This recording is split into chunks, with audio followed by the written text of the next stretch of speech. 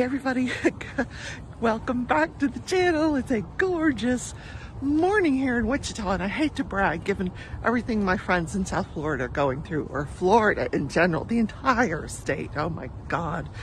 Prayers for all of you people. I hope you got out. I really do. Anyway, I got a great show for you today. Lots and lots of updates. Stay tuned.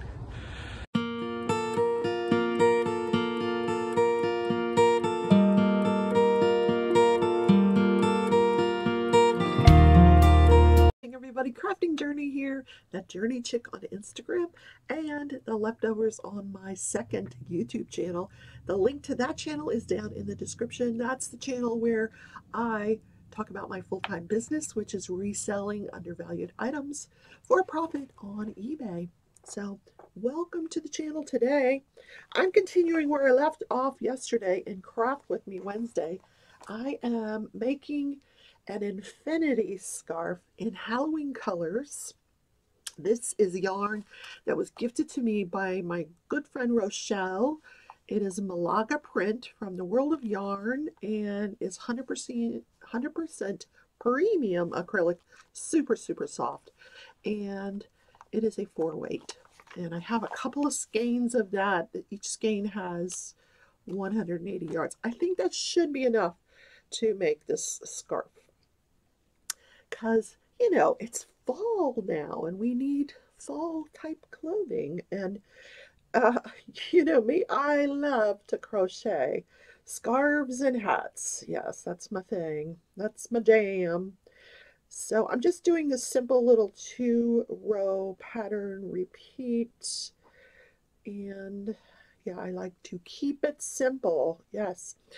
There is so much to tell you about today. So much going on in the world of live trials. I think the reason is everything got backed up because of COVID, so they are just playing catch up. So today in the crime world, first let me say, I had a great time last night in Craft With Me Wednesday, so check out that video. I do talk about this little project here.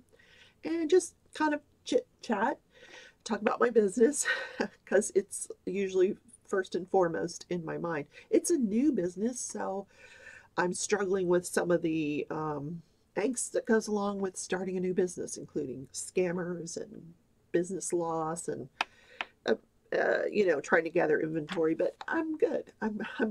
I am fun employed. I am enjoying it. Yeah, so versus having a real job like I had where I was miserable. Yeah, no, I make my own hours. I do what I want when I want, and then the work gets done. So, all right, we're going to talk about these trials because we've got a lot of trials to cover. First, the Nicholas Cruz case was on hold and is on hold for the rest of the week because of Hurricane Ian. Now, what did I do wrong here? I did something wrong here. Oh, sure did. Good. See, I got to pay attention. My heart goes out to you guys in Florida, sincerely. I've seen some of the footage coming out of the area where I used to live, and, you know, from the storm chasers. Those guys are nuts. Because the storm surge is awful. They're actually filming in a little town called Punta Gorda, which was just over the bridge from where I lived. Port Charlotte and Punta Gorda were just kind of like sister cities. Can't talk today. What day can I talk?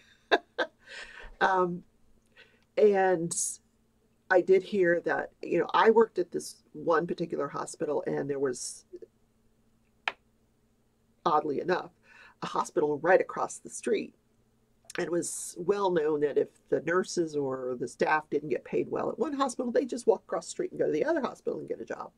So the employees were always going back and forth between the hospitals, both corporate-owned hospitals, both maybe, you know, a couple hundred, 250 beds.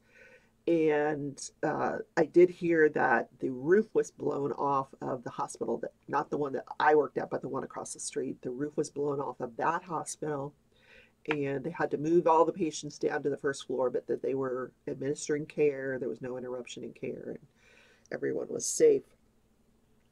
So horrible. But I mean, you can just see the water, the cars are just going to be ruined. Homes are, roofs blown off the homes, mobile homes just ripped to shreds. But I didn't think any mobile home would survive what was the brink of a Category 5 hurricane. I'm just happy to hear so far we haven't heard of any fatalities, but I don't know what daylight brought this morning, to be honest. And the storm has moved on, and it's now affecting other parts of Florida and on its way maybe to the Carolinas. So everybody stay safe. Keep me posted. Just, say hi if you're in the path. Let me know you got out of the way because this is nothing to play around with. For sure. Take your crochet and just leave. Get all your diamond art clubs and pack up and go. I would leave them. Honestly, at this point, I would leave them. I've been watching on eBay because, I sell on eBay now. The diamond art clubs that are being sold on eBay, some of them are going for hundreds of dollars sealed. Here's what's going for hundreds of dollars. The old Mandy Manzanos, remember the princesses that were, very long and narrow? I never, like Giselle. Giselle is going for like $500 on eBay. And all of the Joe Wall pieces that are, because Joe Wall is no longer with Diamond Art Club, Josephine Wall. Stitch, honey, what you doing? Come here. Come here. Come on. What's the matter? I am bidding on Capricorn by Josephine Wall, and I was outbid, but I thought, there's still like 4 more days for this auction. I'm not going to bid anymore. I'm going to wait to the last minute, then try to outbid the person. I think the bid is up to $11 plus shipping. Hey, where are you? Come here. Come here, buddy. Let me move the yarn first. Come here. Ditch.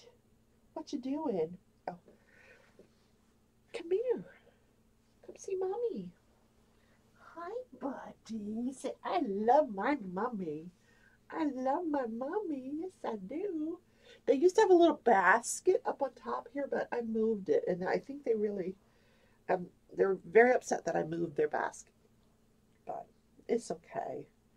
Say it's okay. We hang out outside in the cool weather, under the tree. Look at that tail going. Look at that tail. I love my mommy. Okay. So let's move on to the next trial, which was the Alex Jones trial. So we heard testimony from more of, okay, bye-bye, the family members. The first one was, can't read my own writing. William Sherlock. Yeah, his wife was the school psychologist that worked there, and she was trying to stop the shooter, and she was killed. I remember when the FBI agent testified, and he said that when he entered the building and he looked to his right, he saw the principal and the school psychologist shot on the floor. So this was the psychologist's husband, William Sherlock, who was actually accused of being in business with the school shooter's father, which, of course, he denies that. I mean, what's the relevancy anyway? But the other testimony was Alyssa and Robbie Parker about their daughter, 6-year-old Emily, and how they have been threatened and harassed following their daughter's death. Now Robert Robbie Parker, was the first family member to actually speak publicly about the deaths of their children. He actually, went up in front of the press and made a statement. And as he's approaching the podium, he just kind of smiles for a second, sort of a half smile. And he was so criticized for that. Oh my word. Very much criticized for smiling. And it made him a huge target for Alex Jones. So that testimony will continue today. I haven't told you guys, but Alex Jones still has another trial pending in Texas. He's already had one in Texas where the jury was awarded, or the jury awarded $50 million to husband and his ex-wife over the death of their son and the harassment and defamation that occurred by Alex Jones. And now he's got this trial with the 8 plaintiffs. Now we've heard now from 1, 2, 3, 4, 5, 6, 7. I think maybe one more person to testify, one more plaintiff to testify. Yeah, we'll see.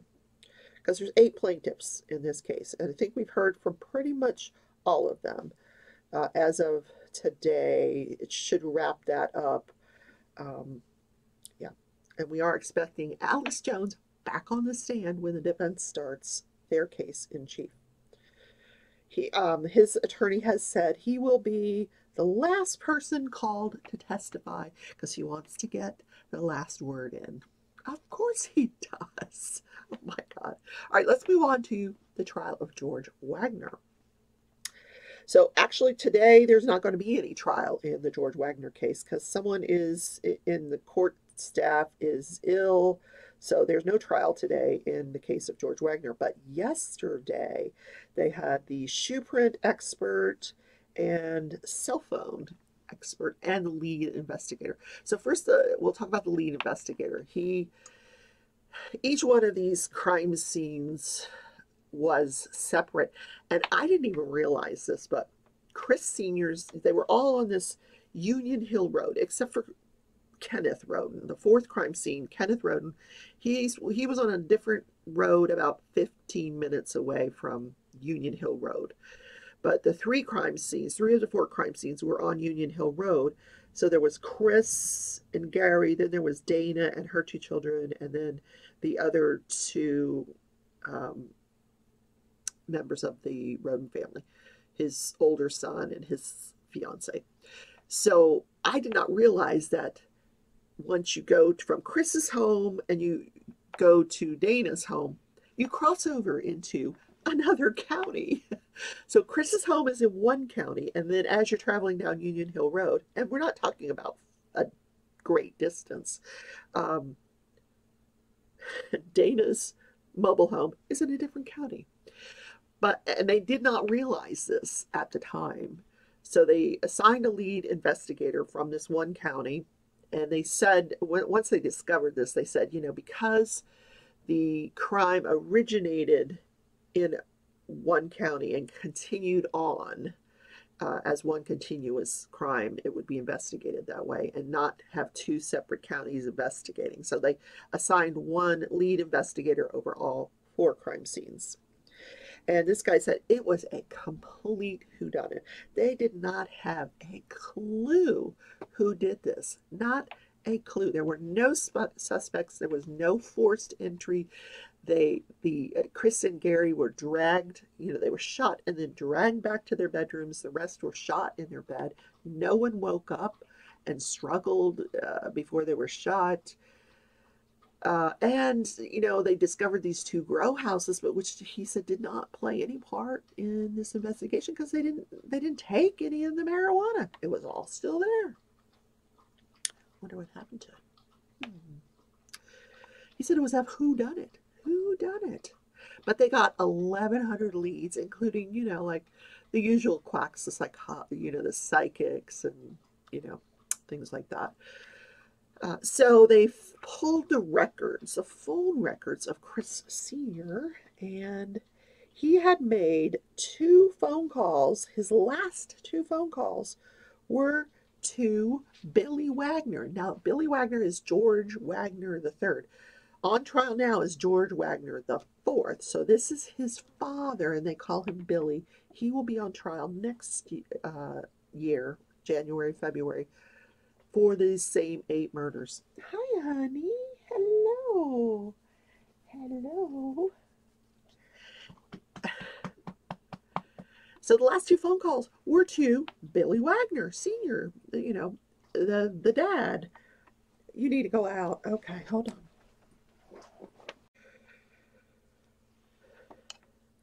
Now, the prosecution is maintaining that Billy Wagner was trying to set up this alleged drug deal with Chris Sr., and that's why they were communicating, and that was what gave him access to Chris that night. Interesting. So then we had the cell phone of Hannah Roden, who is the mother of this child that, all of this struggle was over. Her cell phone had an outgoing text that night at 9:02 p.m. to Jake Wagner, the father of her child, in this custody dispute. And Jake is already in jail. He's already confessed to killing 5 of these 8 people. We expect him to testify probably next week. And then there was an incoming text from Jake 1 minute later. Now, I don't know what these showed because they haven't told us. So anyway, and these are people that I think the cell phone person did not opt out, but the shoe print person did opt out. So the shoe print person testified.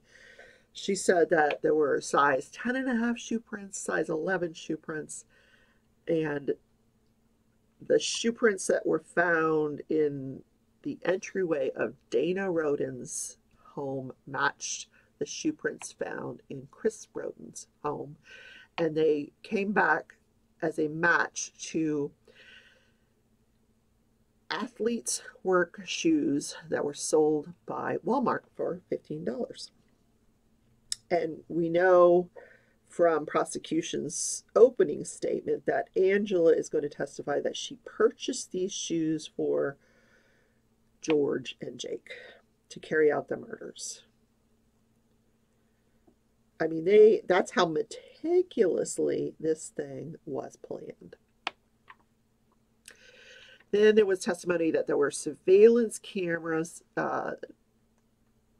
set up along Union Road that they found that captured 2 vehicles that night going up and down Union Road. Now, I don't know if they were able to identify those vehicles.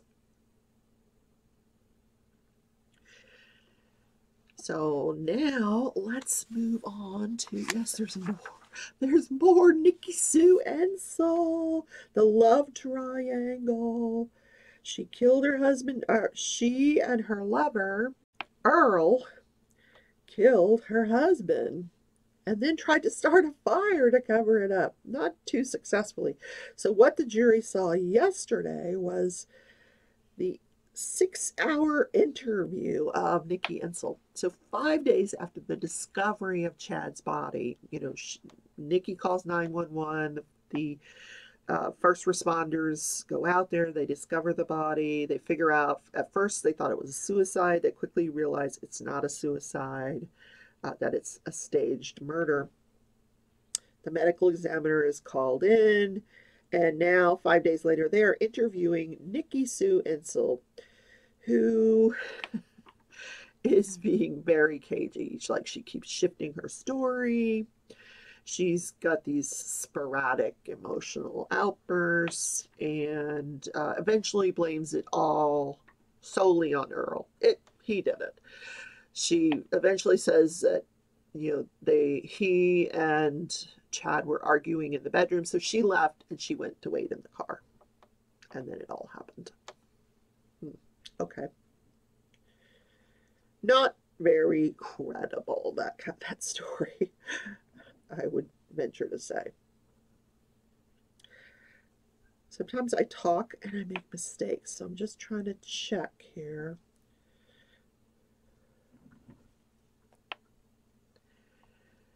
So that trial will continue today. Now, yesterday, and there is a trial that starts on Monday that I absolutely am going to cover this, you know, from start to finish because, well, I always cover them from start to finish, but this is going to be so interesting. If you don't work and you've got the time to watch a trial, this is going to be the one to watch. This is the Waukesha Christmas parade tragedy. I don't know if you recall this. Back in 2020, this man, Daryl Brooks, 40 years old now, he was out on bail, $1,000 bail, posted $500 bond, out on bail after punching his girlfriend in the face. And he had this long criminal history, but they let him out on bail. He decides he's going to ride his vehicle, drive his SUV down this parade route. He kills 6 people and injures a whole bunch of other people.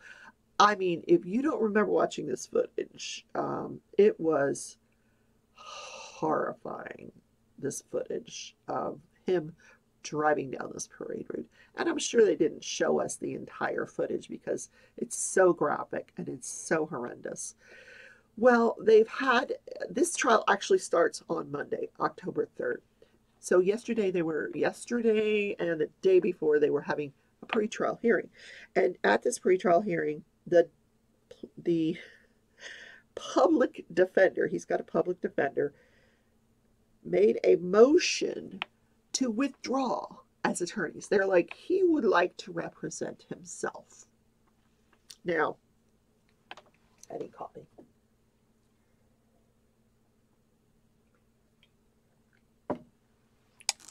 Now, this joker has already been found competent to stand trial. But interestingly enough, his mother sent a letter to the attorney, and her name is Jennifer Darrow.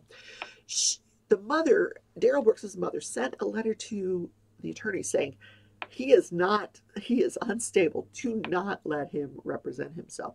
But she said, listen, here are my findings. I find that he is deliberately disruptive, that he has the minimal competency necessary to represent himself. So she lets the public defender go. So you guys can pack up, you can go, make sure he gets everything, all the discovery is given to him, and they're like, yep, he's got it all. And they leave the courtroom, and she makes it clear to him that you will have no assistance of counsel. I am not going to have any counsel on standby. This case will go to trial on Monday. I object. He kept saying, I object. I object. And he kept interrupting her. At one point, he's like, I have the right to object. She goes, you don't have the right to keep interrupting me. Yeah, this guy's a career criminal. Oh my gosh. So, and such a smart aleck. So this is going to be really interesting. So he originally pled not guilty, and then he changed his plea to not guilty by reason of insanity. Now, I don't know where that stands now. Possibly, if he's representing himself, the jury may, after watching him for several days, truly believe that he is insane. I mean, because it's very foolish to represent yourself in a criminal proceeding. Really foolish. And the judge was trying to tell him this, and he just was not buying it. Yeah. And what is the minimal competency to represent yourself in a criminal proceeding? Apparently, you have to know how to read and write the English language, and you have to understand the proceedings. And he's like, I don't understand. I don't understand. And I'm thinking, how is she letting him represent himself when he's clearly saying he doesn't understand the proceedings? But she has had him examined. And the experts have said, yes, he does understand the proceedings. So it's going to be a circus. A circus, yeah. And apparently there had been a lot of motions filed, probably by the prosecution, between the time that the motion to withdraw was filed by the public defender and this hearing took place. There were some motions that were filed, and she had given all of those motions to Daryl Brooks, and she said, "Now, I've declared you competent." She had excused the lawyers. She's like, "Are you ready to proceed on these issues?" "What issues?" "Well, I gave you all these motions yesterday that have been filed since the motion to withdraw." "They're not my motions." "Did you read the motions?" "What motions?" She's like, "We have to address this. Either we got to come back and address this, we address it now, or we have to come back before trial or the day of trial."